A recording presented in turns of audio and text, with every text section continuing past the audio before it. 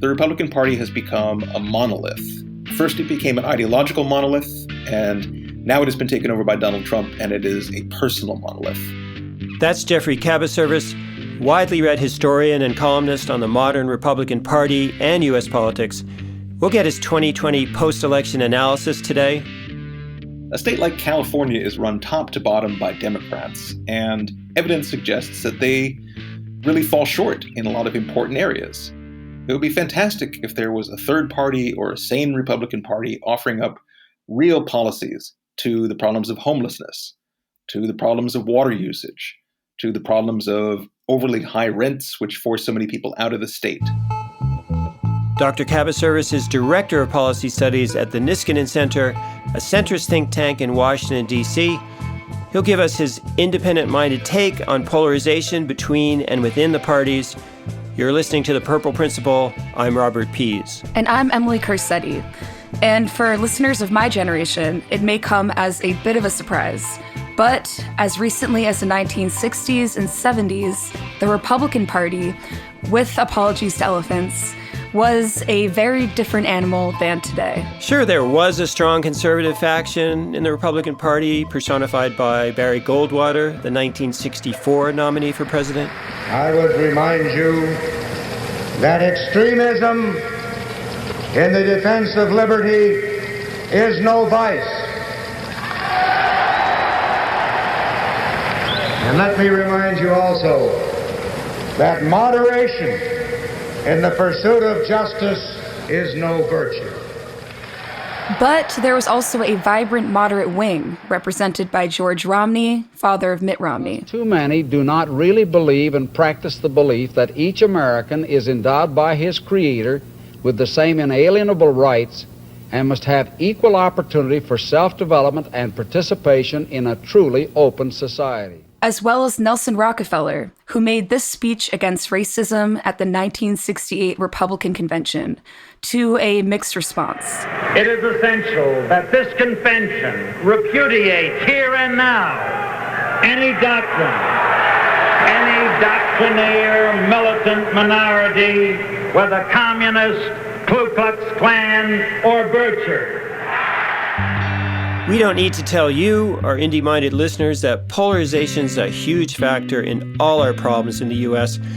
Please stay with us for some deep insights into how we became so polarized. Starting with Dr. Kabaservice updating his critically acclaimed history of the decline of moderate Republicans, entitled Rule and Ruin, published by Oxford Press. Well, I was writing about the decline of moderation in the Republican Party. Moderates actually used to be a sizable, indeed, and sometimes a dominant faction within that party. But really, since the 1970s, the moderate faction has been dwindling, and now I would say it's almost non-existent. So in that sense, there wasn't much of a need to update the book. What obviously I didn't foresee was the rise of Donald Trump. But in some ways, I haven't been all that surprised by Trump's rise, because what I saw in the Republican Party with moderation absent was an ever harder line on ideology, to the point where it actually couldn't offer or respond to actual problems. It was an ideology that, in a way, had disabled itself when it came to dealing with the issues that its constituents faced. So do you think it's no longer helpful to view U.S. politics through the lens of factions such as moderates versus conservatives or centrists versus progressives? Well, I think that both the conservative Democratic faction and the moderate Republican faction have been badly squeezed in recent years. So certainly it makes less sense to talk about factions within the party these days, given how many votes are on the party lines. On the other hand, I think Americans are still factional. I think there's still quite a lot of people in the exhausted majority, to use a phrase that's come up in recent years. And I think it would make much more sense to talk about people in terms of being moderate Republicans, stalwarts, even different kinds of conservatives. And it would make equal sense to talk about that on the Democratic side. So then when did moderate republicanism begin disappearing from the Republican Party?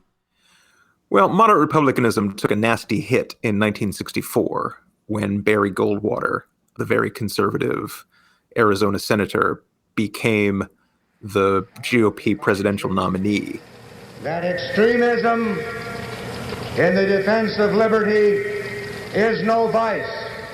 And that was significant, not just because a conservative for the first time seized the nomination, but also because Barry Goldwater was one of the few Republican legislators in Congress to vote against the 1964 Civil Rights Act. And that had longstanding and permanent repercussions. It meant that African-American votes for the Republican Party, which had been about 40% of the total African-American vote in 1956 under Dwight Eisenhower, and even 33% under Richard Nixon, fell to single digits and has never really recovered. The problem was that the conservative faction gained strength with every passing year in the Republican Party after 1970 or thereabouts. Richard Nixon really took the party in a much more populist direction after 1970. To you, the great silent majority of my fellow Americans, I ask for your support. And life became more difficult for them after Ronald Reagan became elected in 1980, although Reagan himself was enough of a pragmatist that he understood there was a need for moderates in the GOP Big Tent coalition. Well, my view of government places trust not in one person or one party, but in those values that transcend persons and parties. But really, these problems became worse with Newt Gingrich in the 1994 election. Now, I recognize, sadly, that the Washington press corps is all too often the Praetorian Guard of the left. But it tells you something. It tells you something about how out of touch they are with the American people. And moderates have really been marginalized in the party at this point. Well, let's drill down a little further on that. Why are moderate voices in Congress disappearing when there's still a lot of purple states and districts out there? Well, the wisdom in Congress used to be that members of each party were allowed to vote their district. And there was an understanding that if you were a Republican who represented an urban or suburban area, you would be voting somewhat differently than a Republican who represented a very rural area. Likewise, if you're in a moderate battleground, you would be given a pass by the leadership when it came to some votes. And as you know, gerrymandering has become a big issue. And there are very few competitive districts in any given election year at this point, whereas there used to be many. And this is why the parties have really separated. The most liberal Republican, and I use that word in quotes, is considerably more conservative than the most conservative Democrat. And so there's really a real division. It's a division in just about every way you can imagine. And from your perspective, then, why is it that so few Republicans, moderate or conservative, have been willing to publicly disagree with President Trump over the past 4 years? As I mentioned earlier, the Republican Party has become largely a white working class party. And this is a group of people who have not done well over the last several decades. These are people who have not benefited from globalization, who indeed have seen their fortunes decline. And these are people who really felt and were marginalized by both parties. There simply was not a lot of attention given to their perspective, their interests by either party. And Donald Trump was the first candidate who came along who really was not a candidate of the status quo, who was speaking for this Republican base. Smartest people. You know, when they talk about the elite. The elite. Do you ever see the elite? They're not elite. You're the elite. You are the elite. So it's very understandable that they are going to be loyal to that person, even though he really hasn't done much for them and indeed has hurt their interests in many ways. You mentioned Newt Gingrich, who's obviously a conservative today, but he was actually more of a moderate before he became Speaker of the House and actually shocked his House colleagues when he adopted what's called his scorched earth policy. Do you see Newt Gingrich as a precursor to Trump? In many ways, Newt Gingrich is a precursor to Trump. And it is ironic, as you mentioned, because Newt Gingrich was not just a moderate Republican, but arguably a liberal Republican. He actually was a delegate for Nelson Rockefeller at the 1968 Republican Convention. But Gingrich did see the direction that polarization was taking, the way in which the country was ripe for somebody to step into that role of dividing the parties and knocking down Congress as an institution. And that's what he did. Now, the problem is, if you're a welfare state liberal, and you don't know how to do that in Washington or Atlanta, you can't very well decide that it is your mission in Somalia to create the small businesses you're killing in America. There's that famous memo from Frank Luntz where Republicans are instructed by Gingrich to describe Democrats and their ways in terms of treachery and sick and ill and all that sort of thing. Obviously, that's had a major negative impact on our politics. But I do kind of believe that if Gingrich hadn't done that, somebody else would have, because that was the direction the country already was moving in. So, Emily, a lot to unpack there from Geoff Kabaservice on the historical turning points here, such as the surprising Goldwater nomination for president back in 1964. And then the steady decline of moderate Republicans like Nelson Rockefeller, George Romney, and others. Which signaled and also shaped big changes in the Republican voter base. And made possible the scorched earth tactics of Newt Gingrich in the 1994 midterms. This election radically changed the tone of congressional politics. It tells you something about how out of touch they are with the American people. We learned something about that from the Georgetown neuropsychologist Abigail Marsh in our Heard from the Herd episode. You know, I really think that contact hypothesis is really all what it comes down to. That's one of the oldest theories in psychology, which is that just contact with people who are different from yourself, especially in a non-antagonistic setting, is a great way to heal these divides. And one of the reasons for the current political divide relates to changes that Newt Gingrich made to the way Congress works decades ago, where he changed the length of the congressional work weeks so that Congress people could go back to their home districts over the weekends. And then it turned out their families didn't move to DC. They didn't hang out socially together in DC anymore. And so people that used to have these friendships across different political differences stopped having those friendships. Which brings us to party polarization today in 2020. Most of the election is now behind us. The Republican Party has lost the White House, but done better than expected at virtually every other level, though the Senate still hangs in the balance until the Georgia runoffs. I spoke to Geoff Kabaservice about what he found most surprising and significant about the 2020 elections. So I'm speaking to you on November 24th of 2020, and of course all kinds of crazy things could happen in the future. And, I suppose the surprising thing was that it came to this point in the first place. For the entirety of our republic's existence, there has been a more or less peaceful and expeditious transition of power from a defeated administration to the incoming administration. And in this case, Trump resisted. He did not concede. He probably will never concede. But he attempted to use the power of the presidency to overturn the democratic outcome of the election. And perhaps what's most astonishing is that the vast majority of the Republican Party went along with this attempt to, in effect, overthrow the Republic. So here we are. So, yes, certainly historically, we're all surprised the way the outcome was contested. But on the other hand, wasn't there a fair amount of signaling pretty far back, even in 2016, that Trump would never accept a defeat? That I will totally accept the results of this great and historic presidential election if I win. Yes, Trump did in fact say that he would not accept the 2016 outcome unless he won, which he did. So, Trump is Trump. Trump has always been Trump. But again, I think what's different is that if Hillary had won convincingly by anything approaching the margins by which Joe Biden won in this election, Trump may well have said, no, I really won, but no one would have gone along with him. Okay, but this is confusing to our listeners who are primarily independents and don't really understand how you can be so loyal to a party.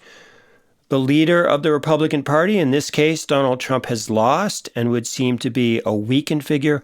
Why are so many Republicans in office staying loyal to someone who just lost re-election? Well, I would challenge one of the premises that you put forward there. I think this is actually a case where the vast majority of the Republican Party is being loyal to the individual of Donald Trump rather than to the party as such. And the fear among Republican legislators certainly has been that if they were to come out and openly say that Trump has lost the election, that he should concede, that this would turn the party faithful against them and their political careers would be over. It's extraordinary, really, and I think largely unprecedented in American history that Donald Trump has taken ownership of the Republican Party in this way, such that the party has no real independent existence outside of his candidacy and presidency. What are the levers of control, though? It would seem the great concern traditionally has been avoiding primary battles, but many of these people don't have to think about primaries for years. The president's just been defeated. He's 73. How are they maintaining this loyalty? I wrote a piece for the Washington Post not too long ago where I looked back at the 1964 election. And Barry Goldwater was the Republican nominee. This was the first time that a movement conservative had become the party's presidential nominee. And there was a lot of resistance to him. In fact, there was even an attempt by Pennsylvania Governor William Scranton to challenge his nomination at the convention. I reject the echo we have thus far been handed, the echo of fear and of reaction, the echo from the never, never land that puts our nation on the road backward to a lesser place in the world of free men. But the party back in the 1960s was very much of a factional party, as most American parties traditionally had been, and as the Democratic Party arguably is still today. That is to say, it was a party that represented coalitions of interest, geographic, ideological, sectoral. You can kind of go down the list. The Republican Party has become a monolith. First, it became an ideological monolith, and now it has been taken over by Donald Trump, and it is a personal monolith. Okay, but what about the moderate Republican governors who actually handled COVID relatively well? Not that anyone handled it really well, but I'm thinking about Governors Sununu, Scott, Baker, Hogan, Republican governors mostly in the Northeast, who were very science-based. Why do they get so little mention within the Republican Party and the media?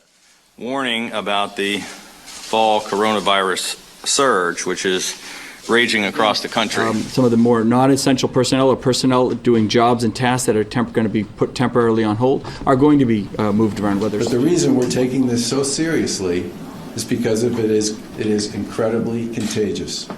It's a lot. The governors historically have been the most moderate segment of the Republican Party because they represent states that include within them a wide diversity of voters and interests. They typically will include both rural and urban interests. They will have the need to balance a budget, which means they have to get agreement from all kinds of people within their state legislatures. They deal with the day-to-day problems of people. So, no, it's not a surprise to me that a number of the Republican governors have distinguished themselves in generally being pretty capable in their approach to the pandemic. Let's turn to the right-wing media then for a minute. It almost seems that the mask issue was initially polarized by right-wing media and then taken up by Trump. If you look back at early reactions from people like Rush Limbaugh and some hosts on Fox, do you think media really drives our politics more than we know? Now, I want to tell you the truth about the coronavirus. The coronavirus is the common cold. It is absolutely disgusting that Democrats are seeking to use this complex virus to score cheap political points. Call out anyone and everyone who's using this virus as a political weapon against the president. Talk about coronavirus being so much more deadly doesn't reflect reality. I think that's an interesting and ultimately unsolvable question. I think Trump watches media very carefully, and he wants to know what Limbaugh has been saying. He wants to know what Hannity is saying, what Tucker Carlson is saying on Fox. But I don't think it's entirely true that he takes his cues from them.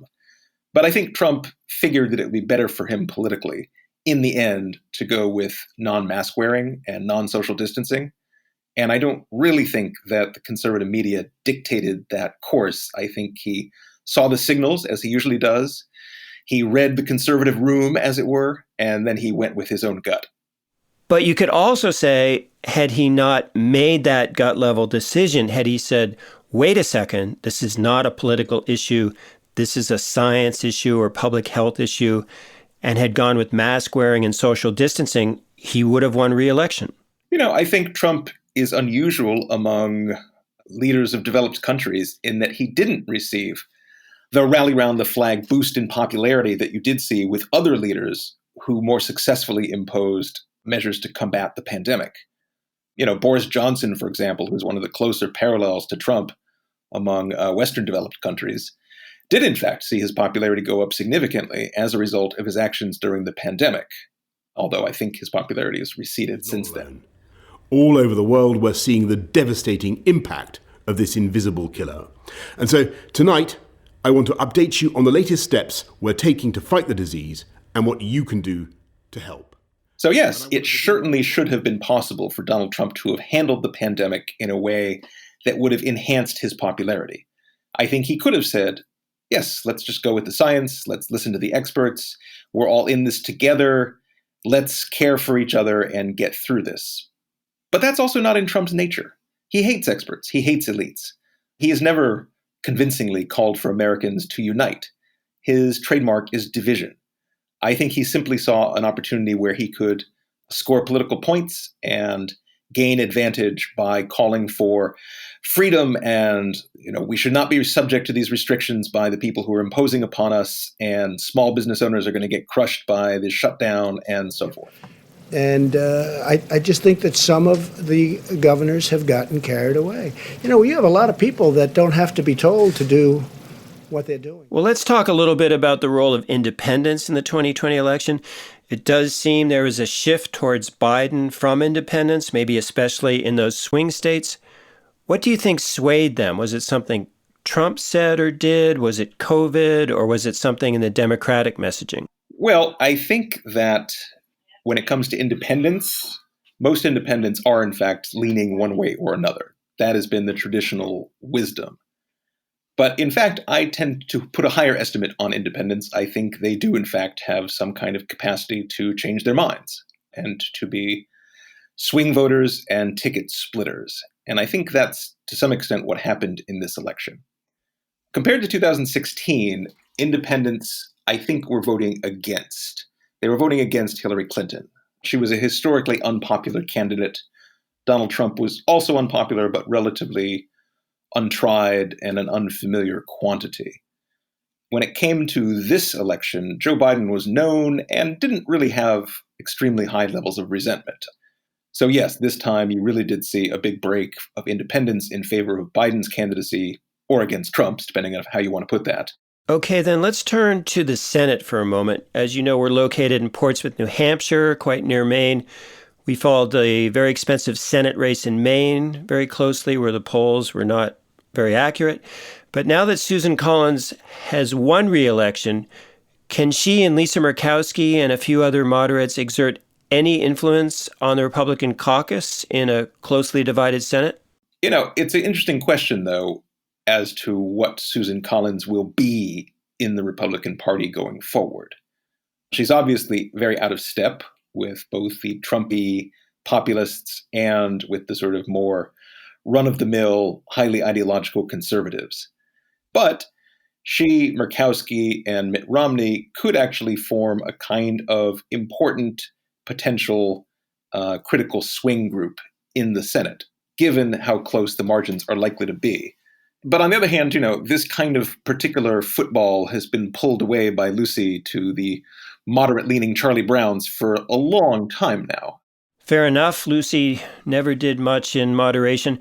But back to this very perplexing election result. Considering how well Republicans did at virtually every level except the White House, what do you think were the key messages on the Democratic side that turned off swing Republican or independent voters? Well, that's the $64,000 question right now. And in fact, I don't know if you listened in on that conference call that took place among House Democrats shortly after the election, but it was fascinating because you did have a number of the comparatively moderate Democrats blaming their more progressive colleagues for the losses of so many of the relatively moderate Democrats. And we need to not ever use the word socialist or socialism ever again.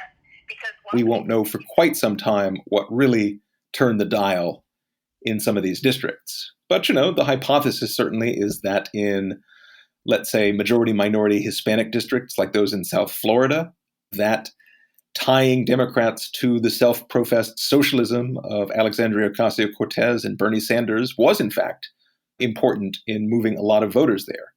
Because these are people who either fled from socialist regimes in Central and South America, or they have parents or other relatives who did that. This campaign is not just about electing a president, it is about making a political revolution.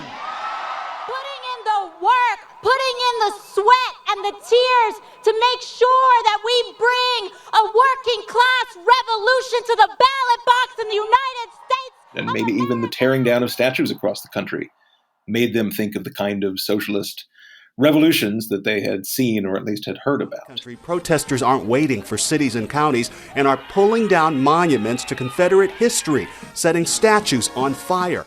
You can also say that maybe the Defund the Police slogan that so many progressives embraced this past summer proved to be determinative with at least some of these constituents in the swing districts who really do fear a return of the kind of levels of crime that we saw in the 70s, 80s, and 90s. Defund! Defund! When I say defund, you say police defund! In fact, if you look at the polls of African American opinion, African Americans are much more resistant to the Defund the Police slogan than are white liberals. So it could also be that this slogan backfired with some of the minority constituencies whom white Democratic liberals thought it would please. That's our special guest this episode, Geoff Kabaservice. He's the author of Rule and Ruin and director of policy studies at the Niskanen Center. Geoff's breaking down the 2020 election for us. And Emily, again, a lot to unpack in terms of how Trump lost the White House for Republicans. And why independent-minded voters didn't vote Democratic all the way down the ballot, as might have been expected, especially during a recession and a pandemic. And therefore, why some of the messaging that won Democratic primaries did not resonate in the general elections. Former Congressman Jason Altmaier spoke to us on that point in an earlier episode, The Outlook from Dead Center. It's all about the way we handle elections in this country. One of the questions I get asked most often when I speak around the country about these issues is, why is there so much partisanship in Washington? We don't see that in our neighborhood. Why is that what we're getting in Congress? Well, the answer is because we're electing partisans. We have a system that is designed to elect and protect people on the political extreme, on the fringe. And that is because of what happens in our primary process. And unfortunately, it certainly seems like we're just as polarized coming out of the 2020 election as we were going into it. And that's going to make effective government that much more difficult, to say the least. Which is the real tragedy here. I asked Dr. Kabaservice about polarization between and also within the major parties, and whether these huge ideological divides suggest any opportunity for a third, more centrist party. You know, in a rational system, or at least a system that's more along the lines of the multi-party systems of other countries, we would have at least 4 different parties, probably more like 6. But that's not the system that we have. You know, the witticism of the historian Richard Hofstadter still applies. He said, third parties are like bees. They sting and then they die. They can seize upon an important issue that neither party is really taking into account, and they can make one of those two parties take account of that issue, and then that third party tends to die away. But to be honest, I think that the split potential is bigger on the Democratic side, because the Democrats have to cover a wider geographical area, a wider socioeconomic span in a way, and they have to manage a greater diversity of constituencies. The Republican Party's base is in older, mostly Southern white people with a particular appeal to men. And it's simply easier to shape more uniform messages to that kind of constituency. You know, again, that may change, given that the Republican Party is now largely a working class party, with between 60 and 70% of its voters non-college educated. And, you know, minority groups such as Hispanics and African Americans are also predominantly working class. Let's go back to the loyalty issue once again. I know it's a small number, but it did seem like during the run-up to the election, there were a few other new anti-Trump, or at least not fully pro-Trump voices in the Republican Party. I'm thinking about Liz Cheney in the House and Ben Sasse in the Senate. Do you think that represents a generation of people not so happy with their party right now? Spends like a drunken sailor. He mocks evangelicals behind closed doors. His family has treated the presidency like a business opportunity. He's flirted with white supremacists. I think there's actually a lot of people in the Republican Party in Congress who are not happy at this particular moment. I think the job of being a legislator has become much less satisfying for a lot of reasons. And these reasons, some of them predated the Trump era. But I think Trump has made things worse. So I actually, despite what I just told you, do have some hope for moderate Republicans in this forthcoming Congress. But my hopes are more at the level of the House. Because, again, contrary to the pollsters' predictions, what you saw in this past election was almost no Democrats winning in what were thought to be Republican-leaning or toss-up districts. Republicans did extraordinarily well in a lot of these districts where a Democrat had won in 2018, usually turning out a moderate Republican who had previously occupied that district. So I think there's actually an opportunity for people like, let's say, Carlos Jimenez here in Florida, who, was elected in a Miami-Dade district where he had been mayor, where he had successfully handled the pandemic, where he's interested in issues of climate change and some kind of resolution of the legal status for Dreamers. I think there's actually some possibility for him to form a group with other like-minded moderate Republicans and also to work with the center-left faction in the Democratic Party. But again, that remains to be seen. Right. So let's talk a little bit about global warming then. I know that's an important initiative at Niskanen Center. What do you think the Republican reaction will be to the U.S. rejoining the Paris Accords, if that happens, and to other efforts on climate change? I do think it's true that the United States will rejoin the Paris Climate Accords and that there will be Republican reaction against this simply because in our polarized environment, that's what you expect. But I do think that climate change is an issue that actually may have a greater impact on the red states than on the blue states. And Jimenez, for example, comes from an area which is coastal and low-lying, like much of Florida. And this is simply an area that is seeing real estate values take a hit from rising sea levels. And, there's a real tangible physical threat from this phenomenon to property owners and every kind of Republican voter in the state.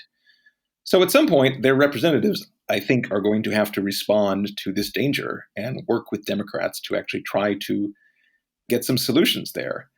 The issue, though, is that I don't think there is any room in the current political climate for big, ambitious democratic solutions such as the Green New Deal. I simply think those things are off the table. If any kind of progress is going to be made, it's going to have to be fairly incremental progress.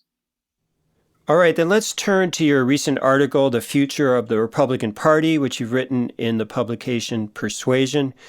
You've sketched out there a couple of scenarios. Could you tell us what you think the most likely scenario is for the Republican Party after this election? My feeling about the future of the Republican Party is not optimistic for the most part.